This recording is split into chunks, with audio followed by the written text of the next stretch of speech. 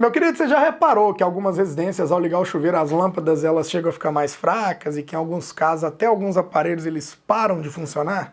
Bom, no vídeo de hoje eu vou te ensinar três coisas. Primeiro, o que faz isso acontecer, a tal da queda de tensão. Segundo, como descobrir qual que é o cabo adequado levando em consideração esse problema. E o terceiro, 2 jeitos de resolver essa questão aí que as lâmpadas enfraquecem ao ligar o chuveiro. Se você gosta de resolver esses mistérios da elétrica, já se inscreva aqui no canal, ativa o sininho das notificações. Afinal, aqui a gente explica tintim por tintim.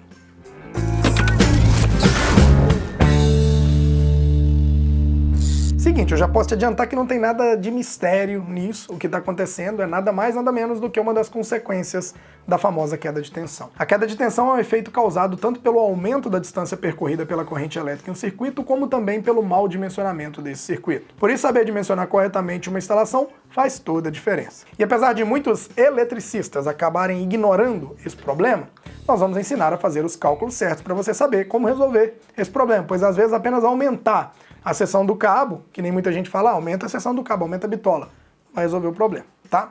O item 627 da NBR 5410 apresenta os valores máximos admitidos para a máxima queda de tensão de maneira detalhada.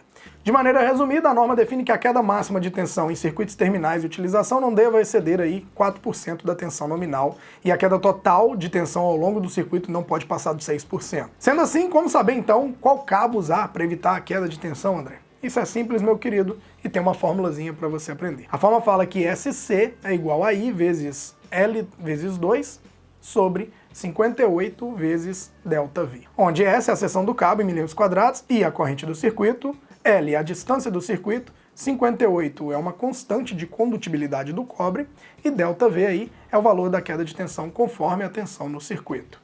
Observe que essa é a forma mais usada aí para sistemas monofase, seja ele 127 ou 220.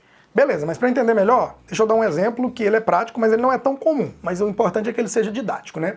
Nós temos um chuveiro, com potência de 5.500 watts, instalado a 30 metros do quadro de distribuição em um duto exclusivo para ele. Raramente vai ter um chuveiro a 30 metros, mas vamos só para aprender melhor. A tensão para alimentação desse chuveiro é 127 volts. Sendo assim, aplicando a lei de Ohm, a corrente desse chuveiro, desse circuito, é de 5.500 watts, dividido por 127 volts, o que me dá 43,3 amperes. Isso sem considerar a distância ainda, tá? A maioria dos instaladores experientes, ele iria adotar já um cabo de 6 mm e disjuntor de 40, porque, segundo eles, aguenta. Mas consultando a tabela 36 da norma, o cabo de 6 mm suporta até 41 amperes no método de instalação B1. Porém, vamos ver qual que é a seção correta para atender esse circuito com a queda. Já sabemos que a corrente do circuito é de 43,3 amperes. Também sabemos que a distância do circuito é de 30 metros. A condutibilidade do cobre a gente já sabe que é 58, é uma constante, que está na fórmula. Agora nos resta calcular o valor da queda de tensão. Como eu disse antes, o valor da queda de tensão ele não deve exceder 4%. Nesse caso, então, temos 127 vezes 4%, que nos dá 5,08 volts. Então pode cair no máximo isso. Agora basta substituir tudo que a gente achou na fórmula.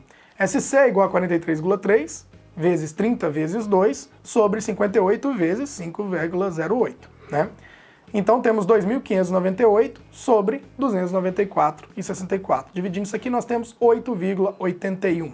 Então a seção do cabo para atender esse circuito, para que ele tenha uma máxima eficiência, ele deve ser um de 10 milímetros quadrados, já que não existe a bitola de 8,8 milímetros.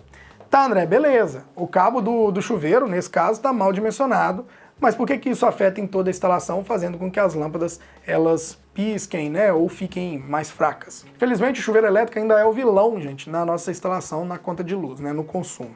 A sua potência é muito alta e cada vez mais lançam chuveiros que esquentam mais, daí acaba gastando mais. Então, mesmo que você dimensione corretamente o circuito do chuveiro, nesse caso use um cabo 10, do quadro até o chuveiro, não adianta nada se a alimentação da casa estiver mal dimensionada. Aqui em Minas Gerais, ainda tem muito padrão monofase de 40 amperes com cabo 6 mm alimentando uma casa inteira. Nas zonas rurais, então, é mais comum o padrão ele estar próximo ao poste de distribuição, pois a CEMIG limita essa distância a 30 metros, e o padrão está muito, mas muito mais longe da casa. Eu mesmo já fiz redes aéreas rurais aí com 100, 200 metros, em cabo multiplex, e algumas delas, infelizmente, sem poder trocar o padrão por questão dos próprios clientes, que não autorizavam aumentar a carga, não queria trocar o padrão. Então, quando liga o chuveiro nesse tipo de rede, que está muito longe, que está distante, irmão, a queda de tensão, ela atua bruscamente, Ela afeta o funcionamento das lâmpadas, dos eletrodomésticos, e tudo que tiver ligado nessa rede na tomada. Então, para evitar esse tipo de problema, siga os seguintes passos. Primeiro, faça o cálculo da queda de tensão do jeito que eu ensinei nessa aula. Segundo, solicite um padrão de energia que suporte a carga instalada do imóvel. Terceiro, caso não seja possível um padrão que suporte tudo, sugira ao cliente a remoção das maiores cargas, como por exemplo substituir aí o chuveiro elétrico por um sistema de aquecimento solar ou até mesmo um sistema a gás. Gente, não precisa de muita firula. Se você seguir essa linha aí, esse passo a passo, é pão, pão, queijo, queijo, tá? E a título de curiosidade, para calcular a queda de tensão em sistemas trifásicos, a fórmula ela muda uma coisinha só. Substitua o número 2 por raiz de 3, tá? Ao invés de SC, que é igual a I vezes L vezes 2, será SC, né, é igual a I vezes L vezes raiz de 3. E tudo sobre os 58 vezes o ΔV aí, que é a queda de tensão, tá? Aproveitando o ensejo, mais umas dicas práticas aqui, né? Pela minha experiência, em distâncias de até 30 metros, a queda de tensão ela costuma ficar aí dentro dos limites aceitáveis da capacidade de condução dos cabos, tá? Nem sempre será necessário calcular a queda de tensão, porém, na dúvida, você ficou na dúvida, opa, tá passando de 30 metros, passou dos 20 aqui, vou dar uma conferidinha, né? Então você faz o cálculo que eu te ensinei para você ter 100% de certeza, tá? E lógico, não adianta calcular, recalcular, você ser um profissional top, mas usar cabo de baixa qualidade. A nossa parceira Megatron Fios e Cabos é uma empresa nacional que faz parte da Qualifio, associação que fiscaliza a qualidade dos cabos elétricos no Brasil. A Megatron ela fornece desde cabos de cobre para dentro, né, das instalações internas, como também os cabos de alumínio, que são muito utilizados em indústrias, nas zonas rurais, como eu falei. Então tem uma infinidade de produtos de qualidade para você estar usando, tá? No comentário fixado e na descrição do vídeo tem um link que te leva direto ao site da nossa parceira Megatron.